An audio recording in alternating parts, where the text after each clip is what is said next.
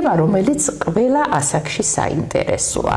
როგორ ვებრძოლოთ ნაოჭებს და როგორ შევაჩეროთ დაბერება და გავიხანგრძლივოთ ახალგაზრდობა. ბოტულოტოქსინი, იგივე ბოტოქსი. ამ თემებზე ვისაუბრებთ VIP სალონის დამფუძნებელთან და მის დირექტორთან, ექიმ კოსმეტოლოგთან, მარიამ ბიბილაშვილთან. რამდენად მნიშვნელოვანია ბოტოქსის პროცედურები, რა ხანგრძლივობით ჩერდება ჩვენ სახეზე, რომელი ასაკიდან უნდა დავიწყოთ და მითები და რეალობა. სწორედ ამ თემებს ეთმობა გადაცემა ნეომედი ნეოტივი ჯიზე, ეკა სუხიშვილთან ერთად. მარიამ, მოგესალმები, დიდი მადლობა რომ ხარ ჩემი გადაცემის სტუმარი. ძალიან დიდი ხანია მინდოდა მომეწვიე და გვესაუბრა ესთეტიკურ მედიცინაზე, იმ მედიცინაზე, რომელსაც ემსახურები წლებია და აქვე მინდა აღვნიშნო, შეიძლება რეკლამად გამომივიდეს, მაგრამ მე ვარ თქვენი ესთეტიკური ცენტრის ყველაზე სტაჟიანი მომხმარებელი. პირველ ნაბიჯებს რო იდგავდით, 20 წელია უკვე თქვენთან დავდივარ და აი ეს 20 წელი არის იმის შედეგი, რომ თქვენთან ხარისხიანი მომსახურება და კარგი შედეგი გარდაუვალია. ბოტოქსი. ხშირად აშინებთ ხოლმე ამ თემაზე საუბარი და ამ პროცედურის გაკეთება ახალგაზრდებს და რატომღაც გონიათ, რომ ეს რაც გვიან დაიწყებ ამ პროცედურას, მით უფრო უკეთესია. მოდი ჯერ დავიწყოთ იქიდან, რომ რა არის ბოტოქსი, რამდენად სასარგებლოა ჩვენი ორგანიზმისთვის და მისი მითები და რეალობა. მოგესალმებით კიდევ ერთხელ, მივესალმები ნეოტივის ტელევიზიას და მაყურებელს და მცირე შესავალს გავაკეთებ.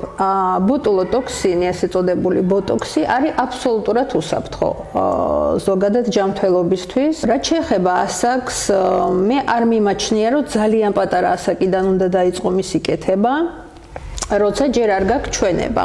როცა უკვე არის ჩვენება, უკვე არის მიმიკური ნაოჭი, რაღაცა არ მოგწონ შენ გარეგნობაში, მაშინ თვლი, რომ ეს ინიექციები უნდა იყოს დაწყებული. აბსოლუტურად უსაფრთხოა, ყველაზე მოთხოვნადია ბოტოქსი მთელ მსოფლიოში და ალბათ ნომერ პირველი პროცედურა, ანუ იმ რაოდენობით, რა რაოდენობითაც კეთდება ეს ინიექციები და არანაირ საფრთხეს არ წარმოადგენს. რა შედეგს იძლევა ბოტოქსი და რა ხანგრძლივობით ჩერდება ის სახეზე და დაუშვათ რამდენად ხშირად უნდა გავიკეთოთ? ბოტოქსის ხანგრძლივობა არის ინდივიდუალური. ეს არის ცილა, ანუ ეს არის პრეპარატი, რომელიც შედგება ცილისგან და მისი ხანგრძლივობა დამოკიდებულია ძალიან ბევრ რამეზე ორგანიზმში, როგორც ვიტამინების და მინერალების შემცველობაზე, ამა თუ იმ მისაღებ პრეპარატებზე, ასაკზე, ცხოვრების წესზე და ასე შემდეგ. ზოგადად 4, 6, 8 თვი არის საშუალოდ ამ ბოტულოტოქსინის მოქმედების ვადა. ყველასთან ინდივიდუალურია. შედეგს რაც შეეხება, ის იდეალურია მიმიკური ნაოჭების მოსაშორებლად, წარბის ზონის ასაწევად, სიბრაზის ნაოჭის მოსაშორებლად და ზოგადად ლიფტინგის ეფექტისთვის. ხშირად ამბობენ ხოლმე, რომ ერთხელ თუ გაიკეთებ ბოტოქს, მერე უნდა აუცილებლად იკეთო, რადგან მერე კუნთის მოდუნება ხდება. ეს მითია თუ რეალობა? არა, ეს არის მითი, იმიტომ რომ თუნდაც პაციენტმა გაიკეთოს ერთხელ ბოტოქსი და შემდეგ აღარასოდეს გაიმეოროს, ის არაფერს არ გააფუჭებს და უბრალოდ დაუბრუნდება თავის პირვანდელ მდგომარეობას. პირიქით გარკვეულწილად გაუმჯობესებს საწყის მდგომარეობას და კუნთი მიეჩვევა გაშეშებულ მდგომარეობაში ყოფნას და გარკვეულწილად შეინარჩუნებს ასეთ მდგომარეობას. რა უნდა გავაკეთოთ იმისთვის, რომ თან ბოტოქსი ბოტოქსიც გავიკეთოთ, იმ მიმიკურ ნაოჭებსაც ვებრძოლოთ, მაგრამ მაინც რაღაც ნაწილი დარჩენილი გქონდეს და მთლიანად აი ეს გაშეშებული შუბლი და გადაპრიალებული შუბლი არ იყოს. ამ შემთხვევაში რას ვაკეთებ? ამ შემთხვევაში ვაკეთებთ იმას, რომ ვინარჩუნებთ ადამიანის ინდივიდუალურ გარეგნობას. არ მივესალმები მე თვითონ ზედმეტ ჩარევას სახის მიდამოში, იმიტომ რომ ადამიანის ინდივიდუალიზმი უნდა იყოს აუცილებლად შენარჩუნებული. მაგ შემთხვევაში დაცულია სპეციალურად ჩვენი ტექნიკები გაკეთების ამ შემთხვევაში, როგორ უნდა გაკეთდეს ეს ბოტულოტოქსინი, რა წერტილებში უნდა გაკეთდეს და მაგის მიხედვით ვინარჩუნებთ იმას, გვინდა თუ არა მთლიანად მთლიანად გადაჭიმვის ეფექტი თუ ნაწილობრივად ბუნებრივად შენარჩუნებული. ეს მაინც ინექციური პროცედურებია და ვინ უნდა გააკეთოს? შეუძლია თუ არა ნებისმიერ ადამიანს ეს პროცედურები გააკეთოს? არა, რა თქმა უნდა, ნებისმიერ ადამიანს არ შეუძლია, ეს მაინც არის ჯანმრთელობასთან დაკავშირებული, აქ უნდა იყოს შესაბამისი სამედიცინო განათლება, გამოცდილება და სწორი ხედვა პაციენტის კონკრეტულად ინდივიდუალური მიდგომის, ვისთან როგორ უნდა გაკეთდეს. ძალიან ხშირად არის ხოლმე ასეთი კითხვები, რომ რამდენად თანხმედრაში შეიძლება იყოს ბოტოქსის და ფილერის ერთდროული პროცედურების ჩატარება. თუ არის შესაძლებელი, ან რას აკეთებს ფილერი და ბოტოქსთან შეფარდებაში არის თუ არა საჭირო ფილერის გაკეთება ბოტოქსთან ერთად. ძალიან კარგი კითხვა აქვს ალბათონო ეკა, რადგან ყველაზე ხშირად მაგ კითხვას გვისვავენ სამუშაო პრაქტიკის დროს, რომ შესაძლებელია თუ არა ერთდროს გაკეთდეს ეს ორი პროცედურა. რა თქმა უნდა შესაძლებელია, რადგან სხვადასხვა პრინციპებია მოქმედების. ფილერი არის ბუნებრივი შემავსებელი ჰიალურონის მჟავით, სხვადასხვა სიმკვრივის, ანუ გააჩნია რა ზონებზე მუშაობთ და თავსებადია ჩვეულებრივად ბოტოქსის პროცედურასთან. რა ხანგრძლივობით არის შენარჩუნებული ფილერი, რა დროს სჭირდება მის ეფექტს და აგრეთვე მაინტერესებს ბოტოქსის ეფექტი, როდიდან იწყება? ბოტოქსის ეფექტი იწყება გაკეთებიდან მესამე-მეოთხე დღიდან, მაგრამ სრული შედეგი მიაღწევს 14 დღის განმავლობაში. უკვე სრულად ითიშება კუნთი და დგება საბოლოო შედეგი. რაც შეეხება ფილერის შედეგს, ფილერის შედეგი დგება მაშინათვე, უბრალოდ 1-2 დღიანი შეშუპება ინjekციის შემდეგ თავისებურად ახლავს პროცედურას და ერთ კვირაში უკვე დგება საბოლოო შედეგი. რაც შეეხება მოქმედების ვადას, ფილერის დამოკიდებულია რა ზონებზე მუშაობთ. მაგალითად, საცრემლე არხის შევსებისას შედეგი ფილერის სადღაცას 2-3 წელი ნარჩუნდება. ყრილმალები, ნიკაპი, ცოტა მყარი ზონები, იქ კეთდება შესაბამისი სიმკვრივის ფილერი, ჰიალურონის მჟავის და იქაც ეს შედეგი 2-3 წელი ძლებს. ყველაზე მოკლე მოქმედება აქვს ტუჩის შემთხვევაში, ასე ვთქვათ, 8-12 თვის განმავლობაში. საინტერესოა, იწვევს თუ არა დამოკიდებულებას ფილერი და ბოტოქსი? საინტერესო კითხვა ნამდვილად, რადგან ხშირად გვეკითხებიან, რომ აი ეს ერთხელ თუ გავიკეთე, სულ უნდა ვიკეთო და ეს ძალიან ხშირად აინტერესებთ. ანუ დამოკიდებულებას თვითონ პრეპარატები და არც ბოტოქსი, არც ფილერი არ იწვევს. უბრალოდ არის ისეთი დამოკიდებულება, რომ როდესაც სანამ გაკეთებული გაქვს ეს ინjekციები იმდენად მოგწონს შენი გარეგნობა, რომ რო გადის ეს ეფექტი, გინდა ისევ გაიკეთო. მხოლოდ ეგ არის აი ფსიქოლოგიურად ვიზუალური დამოკიდებულება, სხვა არაფერი. ანუ საბოლოოდ რო დავკონკრეტდეთ, ესე იგი, რო გაიკეთებს ადამიანი ერთხელ და რა თქმა უნდა გალამაზდება და ის ნაოჭები და ის მიმიკა შეეცვლება ვადის გასვლის შემთხვევაში. აი, ნუ რაღაცა ხანგრძლივი, თუნდაც 1 წელი ავიღოთ, ისევ უბრუნდება საწყის ეტაპს სახის მდგომარეობა თუ რაღაცა მაინც თავისი ეფექტები აქვს დარჩენილი? ბოტოქსის გავლის შემდეგ მთლიანად უბრუნდება პირვანდელ მდგომარეობას. ფილერის შემთხვევაში ეს პირვანდელ დაბრუნებას უფრო გაცილებით მეტი დრო უნდა და ზოგთან უფრო დიდი ხანი რჩება და უმნიშვნელო ნაწილი მაინც გარკვეულწილად გაუმჯობესებული რჩება. სხვათა შორის ძალიან იშვიათი შემთხვევები არის და ჩემს გარშემოც არიან ასეთი ადამიანები, რომლებიც ამბობენ, რომ აი გავიკეთე ბოტოქსი და საერთოდ შედეგი არ აქვს და საერთოდ არ მოხდა მიმიკური ნაოჭების გათიშვა, გასწორება. აი ამ შემთხვევაში რატომ კი ვისაუბრეთ, რომ იქ კვება მნიშვნელოვანია ორგანიზმში ვიტამინების შემადგენლობა თუ სხვადასხვა მდგომარეობა მასზე მოქმედებს, მაგრამ საერთო ნული ეფექტის შემთხვევაში რა ხდება? რატო იშვიათია, მაგრამ მაინც რატო? გასაგებია, კი, იშვიათია, მაგრამ პრაქტიკაში მომხდარა ასეთი რამე. ანუ ზოგადად როცა პაციენტს ვუკეთებთ ბოტოქსის ინიექციას, აუცილებლად ვიბარებთ 2 კვირის შემდეგ კორექციაზე. კორექცია ნიშნავს რა? სადაც კუნთი არ გაითიშა, რაღაცა დამატებაა საჭირო, ვაკორექტირებთ. თუ მოხდა ისე, რომ ფაქტიურად არაფერი არ შეცვლილა, შეგვიძლია კიდე ხელახლა გავაკეთოთ, მაგრამ თუ კიდევ არაფერი არ შეიცვლება, მაშინ არსებობს ზოგადად რამოდენიმე პროცენტი მოსახლეობის, რომლებზეც საერთოდ ბოტულოტოქსინს გავლენა არ აქვს. ანუ ის ანტისხეულები ორგანიზმში ამ ცილას უბრალოდ არ აღიქვავენ. თუმცა აქ დამოკიდებულია პრეპარატის ხარისხზე, წარმოებაზე, თვითონ დოზირებაზე, რა დოზის პრეპარატია შეყვანილი, როგორ არის განზავებული, რო არ იყოს ზედმეტი განზავება, რო ეფექტი მეტი ქონდეს და ასე შემდეგ. მარიამ, უსაფრთხოება და რეკომენდაციები, როდის არ შეიძლება გაკეთდეს ბოტოქსი? კარგი კითხვა, ნამდვილად ბოტოქსის ინიექციის გაკეთება არ არის სასურველი.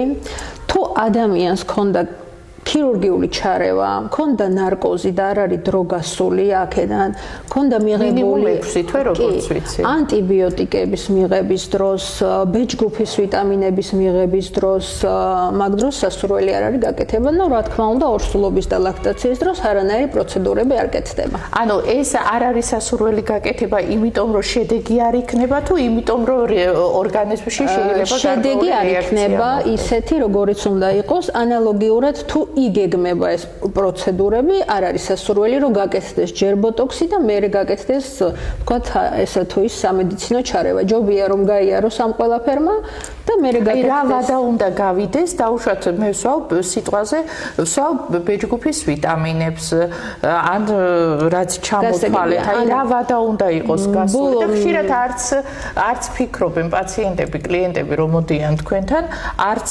ფიქრობენ იმას, რომ ეს ინფორმაცია მოგაწოდო. კი, ნუ ჩვენ რა თქმა უნდა ვეკითხებით და ანამნეზს უკრიფავთ აუცილებლად პაციენტთან და ვიტამინების მიღებიდან, ნუ ყველაზე მცირე 10-14 დღე მაინც უნდა გავიდეს, რომ გაკეთდეს ბოტოქსის ინიექცია. მაგრამ ფილერს არანაირი მნიშვნელობა არც ერთ პრეპარატთან არ აქვს. კარგი, და ნარკოზის შემთხვევაში? ნარკოზის შემთხვევაში სასურველია ალბათ 4-6 თვე გავიდეს. დაუბრუნდეთ ფილერს, ბოტოქსზე საკმაოდ ისეთი საინტერესოდ და ამომწურავად ვისაუბრეთ, რა ზონაში იკეთებენ ყველაზე ხშირად ფილერს? ყველაზე ხშირი და მოთხოვნადი არის ტუჩის აუგმენტაცია, ანუ მინიმალური რაოდენობიდან დაწყებული, ზოგს ძალიან ბუნებრივი შედეგისთვის ოდნავ თითო-ორი წვეთის გაკეთებაც იდეალურ შედეგს იძლევა. ყველაზე ხშირი არის ტუჩი ყველა ასაკში, პატარა ასაკში, დიდ ასაკში. ამას გამოვყოფ პირველ ადგილზე და მეორე არის ცხვირტუჩის ზონის შევსება. ესეც საკმაოდ ხშირია. ნუ დანარჩენი მერე მოსდევს საცრემლი არხის შევსება, ნიკაპი, ყრილმალი და ასე შემდეგ. ეს უკვე ასაკთან ასაკზეა დამოკიდებული და ის მინდოდა მეკითხა. ძალიან ხშირად ამ ბოლო დროს ქალბატონები, გოგონები ისეთი ვიზუალით დადიან, ეს ტუჩები რაღაც არაბუნებრივად გადიდებული, დაბერილი. ამ შემთხვევაში ეს თვითონ კლიენტი გთხოვთ ამ მდგომარეობამდე მიიყვანოთ მათი ტუჩები თუ უბრალოდ როცა სადმე მიდიან ცენტრში, ესთეტიკურ ცენტრში, თვითონ სპეციალისტები აკეთებენ ასეთ შევსებას ტუჩისას? ზოგადად კოსმეტოლოგმა უნდა ურჩიოს თავის პაციენტს, ანუ მთლად პაციენტის სურვილზე არ უნდა წამოხვიდე. ანუ ჯერ უნდა ურჩიო, რომ იცით რა, შეიძლება თქვენ ეს გინდოდეთ, მაგრამ ეს არის ზედმეტი, ეს არ იქნება ლამაზი. ანუ მე პირადად არ მივესალმები ეს ზედმეტ მოცულობებს, არ მიმაჩნია, რომ ეს არის ლამაზი და ბუნებრივობა მაინც უნდა ქონდეს შენარჩუნებული. უნდა ქონდეს გაკეთებული, მაგრამ სახეს უნდა უხდებოდეს. შენი ინდივიდუალიზმი მაგით არ უნდა იცვლებოდეს. მოხდეს. ნუ ყოფილა შემთხვევები, რომ აი დაჟინებით უთქვიათ, თუ შენ არ გამიკეთებ, მაინც წავალ და გავიკეთებ და ესეთი არის ძალიან მცირე შემთხვევა და მე ვაყოლებთ ხოლმე, ოღონდ არ თქვათ, რომ მე გაგიკეთეთ, იმიტომ რომ აი ეს ჩემ პრაქტიკაში და ჩემ პაციენტებში ძალიან მინიმალურია ესეთი, უფრო მივესალმები ბუნებრივობას. და მოხდა ისე, რომ არაბუნებრივად დიდი ტუჩები გამოვიდა და დაუშვათ კლიენტს არ მოეწონა, ან არ უხდება და გადაწყვიტა, რომ მე ნუ არ არის ეს მისი, არის თუ არა ისეთი პროცედურა, ან ხდება თუ არა მისი გაწოვა რაღაცა დროის განმავლობაში, რომ რაღაც ისევ თავის საწყის მდგომარეობას დაუბრუნდეს ტუჩი. დიახ, იმ შემთხვევაში თუ პაციენტს არ მოსწონს ის შედეგი და უნდა რომ ისევ დაუბრუნდეს თავის პირვანდელ ტუჩებს, ან იმ შემთხვევაში ხდება ხოლმე, რომ საერთოდ არაფერი არ გაუკეთებიათ და იკეთებენ და მე ვერ ეჩვევიან ამ ცვლილებებს და უნდათ რომ ისევ დაუბრუნდნენ ამ ბუნებრივობას. მაგ შემთხვევაში ძალიან მარტივია ფილერის დაშლა, სადაც არის შეყვანილი იმ ზონებში, მარტივი პროცედურით ჰიალურონიდაზით, რომელიც ერთი ინიექციით მთლიანად შლის შეყვანილ ფილერს ქსოვილებით. ანუ ექსპერიმენტების ჩატარება შესაძლებელია, ჯერ მიიღო რაღაც გარკვეული მდგომარეობა. ნუ მასზე ძალიან იშვიათად ხდება, იმიტომ რომ 99%-ში მაინც ყველა ბედნიერი და კმაყოფილია შედეგით. მარი, ძალიან ხშირად ასეთი კითხვა უჩნდებათ ხოლმე ქალბატონებს, რომ არის თუ არა საშიში ბოტოქსი და ფილერი გარკვეული დაავადებების შემთხვევაში. დაუშვათ ნაღველკენჭოვანი დაავადების დროს, გულის დაავადებების დროს, ანუ შინაგანი ორგანოების პრობლემები, ვისაც გააჩნია, რამდენად საშიშია, ეს არის მითები თუ რეალობა? ზოგადად არსებობს დაავადებების ჩამონათვალი, რა დროსაც სასურველი არ არის არ გაიკეთოს ამ პროცედურების გაკეთება. კი. ეს არის ონკოპაციენტები, ანუ მკურნალობის ფაზაში, ეს არის ფარისებრი ჯირკვლის სხვადასხვა დაავადებები, რომლის დროს უბრალოდ დიდი ხანი არ ჩერდება, ანუ მავნე არ არის, მაგრამ შედეგიც არ დაიდება სასურველი. და ზოგადად ხა ისეთი სხვა დიდი ჩამონათვალი, რომ ეს არის ამისი უკუჩვენება, აქ ნაკლებია. ასაკი ყველაზე საინტერესო.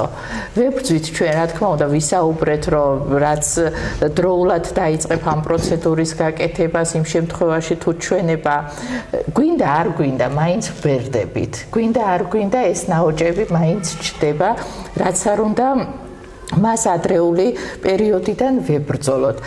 ასაკში მაგალითად მე წარმომიდგენია ჩემი თავი 80 წლის ან 85 წლის ასაკში, ნუ საკმაოდ ისეთი ნაოჭების ფონზე მექნება თუ არა ეფექტი, რომ ამ ასაკშიც ვიკეთო ბოტოქსი და ფილერი.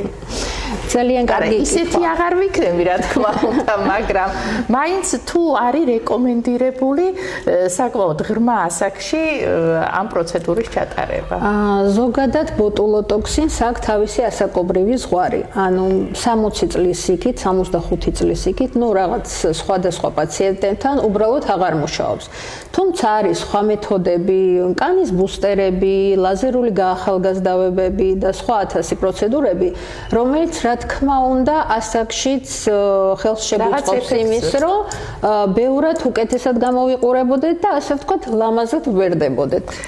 აი კანის ბუსტერებზე თქვით ახლა და თუ შეიძლება ორიოდე სიტყვა მაგაზეც რო ვთქვათ. კი, ბუსტერი არის არაჩვეულებრივი ლაზერულ ეფექტზე. ბუსტერი არის არაჩვეულებრივი პროცედურა, რას აკეთებს? კი, ბიორევიტალიზაციასგან განსხვავდება იმით, რომ მხოლოდ ერთი პროცედურა უნდა გაკეთდეს და 6-8 თვე კანს არაფერი აღარ ჭირდება. პირველ რიგში უწყობს ხელს ღრმად დატენიანებას, სახის კანის ფერს აყენებს ერთ ტონალობაში, ამკრივებს კანს, ახალგაზრდავებს და ანუ ბევრად მოვლილ იერს იძლევა ის სიპრიალის დატენიანების და გაახალგაზრდავების. ლაზერული ეფექტი რა ასაკეთებს? ლაზერული გაახალგაზრდავება უფრო უკვე ასაკობრივ ჩვენებების დროს გამოიყენება. ეს არის ენდოლიფტის ტექნოლოგია, ლიფტინგის ეფექტით. ის ხელს უწყობს კანში საკუთარი კოლაგენის გამომუშავებას, კანის გამკრივებას და მისი ეფექტი კიდევ უფრო ხანგრძლივია. და რა მაინტერესებს, დაუშვათ ლაზერული ეფექტის დროს რა ხანგრძლივობით ნარჩუნდება და ეფექტი აქვს თუ არა მაშინვე, ანუ როდიდან იწყება მისი ეფექტი და ამ მდგომარეობით ჩვენ შეგვიძლია თუ არა გავიკეთე ლაზერი და თუ შემიძლია საზოგადოებაში მაშინვე გამოვიდე. გასაგებია. თუ ბუსტერის შედეგი გვაქვს მაშინათვე და 2-3 კვირაში აღწევს მაქსიმუმს და პაციენტი ყველა დღე ტკბება თავის სახის მდგომარეობით, ლაზერული გაახალგაზრდავების შემდეგ ეს ეფექტი ოდნავ გვიან დგება სადღაცას მე-4-მე-5 კვირიდან. და რა თქმა უნდა, ამ პროცედურას ახლავს მცირე რეაბილიტაცია, შეშუპებები, შესაძლოა პატარა ჩალურჯებების და რამოდენიმე დღე ალბათ სახში ჯდომა რამდენი დღე მოგვიწევს? ალბათ 3-4 დღე მაინც. სადღაც 30 წლის შემდეგ ჩნდება პიგმენტური ლაქები, რომელიც ძალიან აწუხებს ყოველთვის გოგონებს განსაკუთრებით და მით უმეტეს ასაკში ეს პიგმენტური ლაქები უფრო მრავლდება და უფრო ფერიც მუქი ხდება.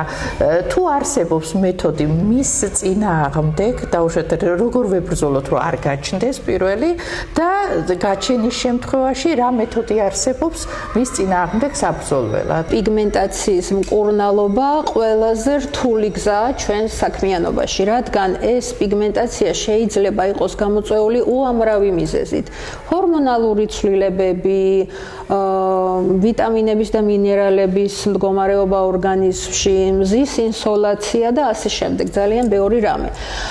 რა თქმა უნდა, ბრძოლის მეთოდები არის, თუმცა ერთი და ისეთი, რომ ყველა პრობლემას მოაგვარებს, რა თქმა უნდა, არ არის, მაგრამ პირველი პრევენციისთვის, რაც არის ყველაზე მთავარი, ეს არის მზის დამცავის გამოყენება.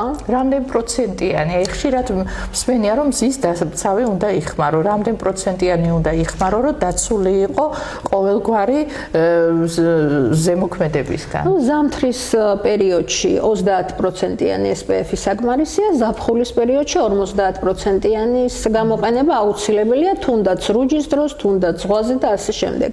თვითონ მეთოდებს რაც შეეხება, უამრავი მეთოდი გვაქვს, როგორც ლაზერით მოშორება ამ ლაქების, ასევე ინიექციური მეთოდები, ასევე პილინგები და რა თქმა უნდა პროფესიული საცხები, რომელიც პაციენტებმა უნდა გამოიყენოს სახლში, რომ ეს ლაქები გასატარდეს. ყველაზე ეფექტური რომელი მეთოდია?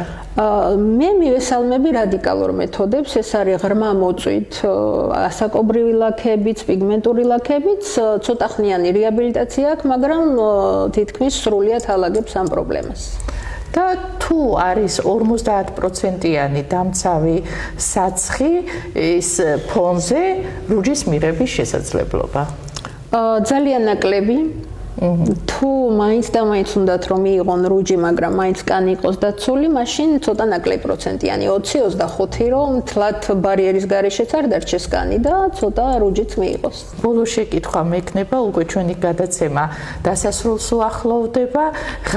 ღაბების პრობლემა, როგორ მოვიშოროთ ღაბები, განსაკუთრებით ასაკში, როცა ჩნდება? ყველა ქალბატონის პრობლემა და ყველა ქალბატონის დარდი.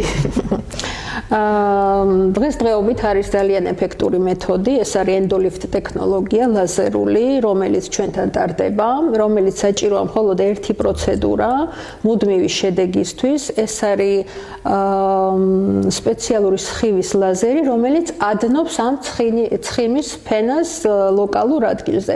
შემდეგ ხანმოკლე რეაბილიტაციის შემდეგ ხდება ამ ცხიმის მთლიანად გაწოვა და გვიჩნდება ლამაზი ოვალი ღაბების გარეშე.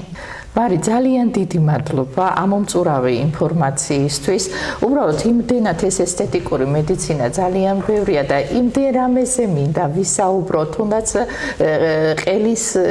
ყელის პრობლემებზე, ღაბების პრობლემებზე, სახის, მუცი, უამრავი არის, რაც ქალბატონებს აინტერესებს და სხვათა შორის არა მარტო ქალბატონებს, მინდა გითხრათ, მამაკაცებიც და ახალგაზრდა მამაკაცებიც უკვე ძალიან ინტენსიურად მოიხმარენ ესთეტიკური მედიცინის პროცედურებს და მიხარია, რომ ადამიანებმა ისწავლეს განსხვავებულად თავის მოვლა და აღარ არის ის მომენტი, აი ჩემ დროს ბავშვობაში იყო, რომ სანამ სკოლა არ დავამთავრეთ, თვალებიც არ გქონდა ჩახატული და რატომღაც ითვლებოდა, რომ არ შეიძლებოდა ამ ყველაფრის გაკეთება, თუმცა ვთვლი, რომ ეს ყველაფერი არის ესთეტიკა, ეს ყველაფერი არის სილამაზე და თუ არის საშუალება, რატომაც არა შევინარჩუნოთ, რაც შეიძლება დიდხანს ჩვენი ახალგაზრდობა და სწორედ მადლობა იმისთვის, რომ არსებობს ვისალონი, საოცარი ესთეტიკური ცენტრი და საოცარი ხელმძღვანელით, როგორც ძალიან დიდი მადლობა. მარიამ ბიბილაშვილი.